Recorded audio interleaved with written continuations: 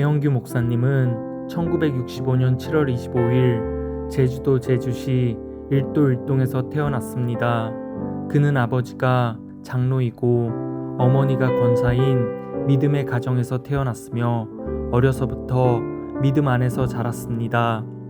이웃사랑과 정직을 강조하셨던 부모님의 삶을 본받아서 그는 학창시절 가난한 친구를 위해 도시락을 나누어 주었고, 괴롭힘을 당하는 친구들이 있으면 항상 약자의 편에 서서 그들을 도왔습니다.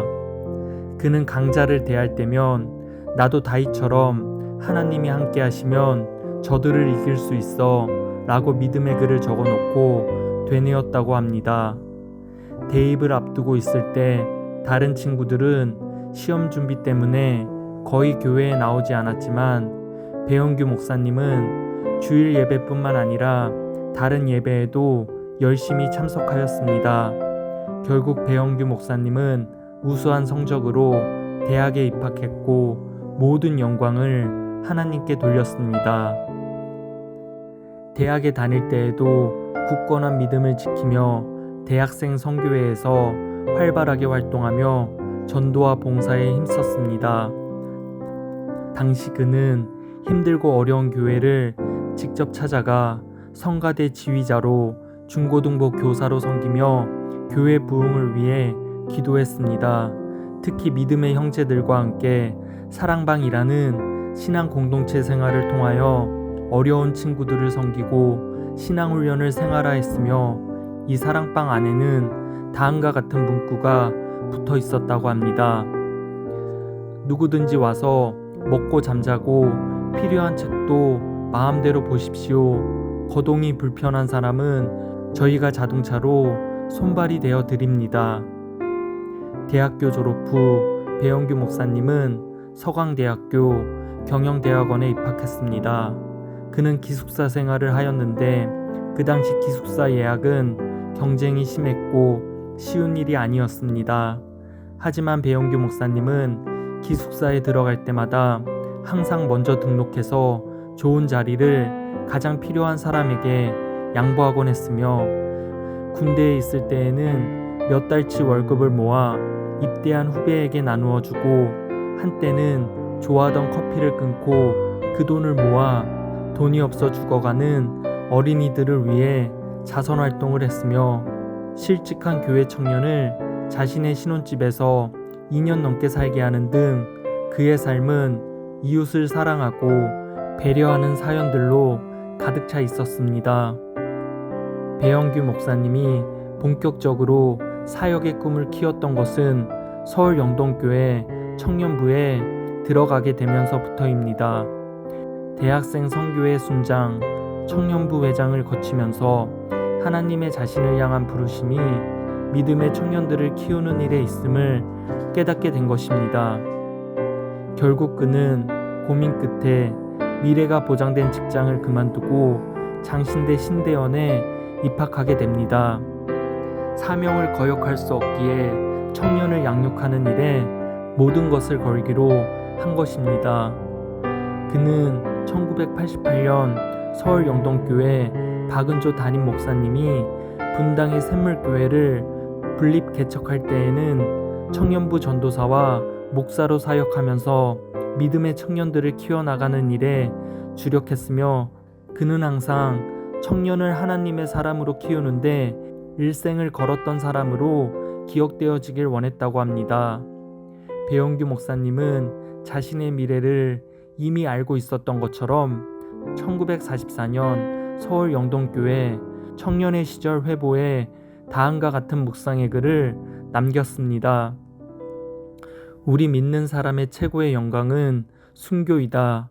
아프간 땅에 선교가 안 되는 이유는 그 땅에 피를 뿌린 순교자가 없기 때문이다. 2007년 배영규 목사님은 자신이 양육한 청년이 선교사로 사역하고 있는 가난과 절망의 땅 아프가니스탄에 단기 선교팀을 이끌고 떠났습니다.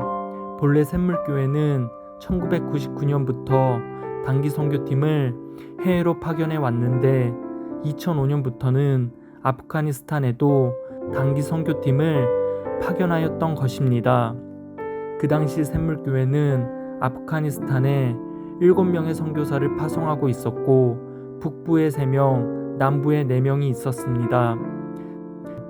북부에서는 여자 선교사 3명이 교육을 못 받는 여성이나 청소년들을 대상으로 사역하였고, 남부에서는 부부의사 선교사가 무상으로 그들을 치료하거나 여성 선교사들이 방황하는 아이들을 데려다가 씻겨주고 교육시키는 사역을 감당했습니다.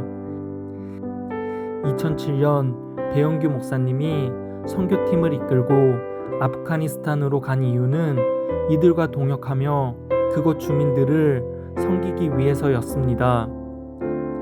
2007년 7월 13일 아프가니스탄으로 출국하여 수도 카불에 도착하였고, 그곳에서 열악한 버스로 해발 4,000m 이상의 힌두쿠시 산맥을 넘어 북부 마자리 샤리프에서 사역을 시작하였습니다. 북부에서 예정된 사역을 마치고 남부로 이동하고자 차에 올라탔는데 오후 2시 30분경 카라바그를 지날 때 갑자기 탈레반 테러 단체가 나타나서 선교팀이 타고 있는 버스를 멈추라며 손을 흔들었습니다. 버스 운전사가 그냥 지나치려 시도했으나 탈레반은 버스를 향하여 총을 쐈고 버스는 멈추었으며 일행들은 그들에게 납치되었습니다. 그 뒤로 배용규 목사님과 선교팀은 무려 42일 동안 납치되어서 어디인지 알지 못하는 곳으로 계속 끌려가게 되었습니다. 피납된 상황 속에서 어떤 이들은 눈물을 흘리면서 흐느껴 울기도 했고, 힘든 상황을 견디지 못해 몸이 안 좋은 이들도 생겨나기 시작했습니다. 이런 상황 속에서 배용규 목사님은 그들을 위로하며 담대하게 다음과 같이 말했습니다. 형제자매 여러분, 너무 염려하지 마세요. 전 세계의 성도들이 우리를 위해 기도할 것입니다.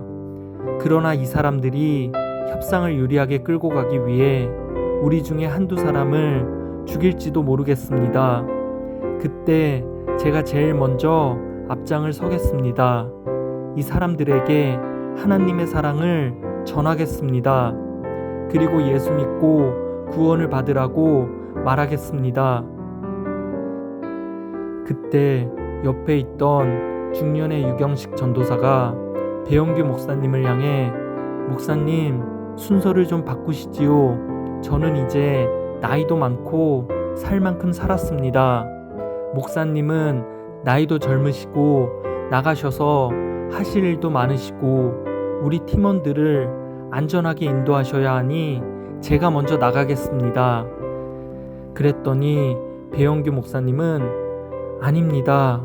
전부터 저는 나이가 들면 선교지에서 여생을 보내려고 생각하고 있었습니다.